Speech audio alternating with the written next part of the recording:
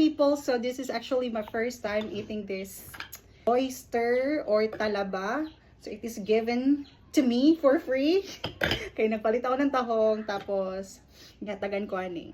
So this is actually really my first time. Then nakita na ko siya in internet, sa social media na they are, you know, my English is very not so good. Kinakainin nila ng raw. So this is actually really my first time. So I'm gonna try this one with my Cinemax. So I'm gonna use this Cinemax and some salt. So let's go ahead and let's try. I'm gonna crack open this one. Ayun. Wow. So mauning sulod. This is the inside.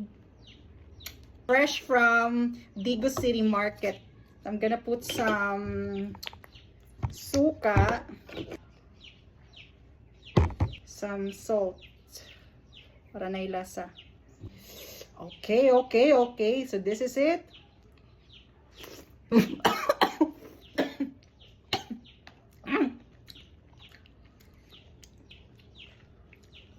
Sorry. Ang kahalang kaas lumi. Lami siya. More siya texture ng libuo. Katong tawagan ng libuo. Other times sa libuo. Basta. This is the big one. Ambot asa ni Opinon. Bato maguro niyo eh. Ay, nara. Ayan. Woo! So this is the inside. Medyo lapok pa siya.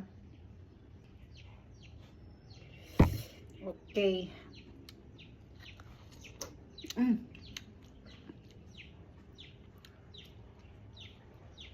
Baho man. Did I?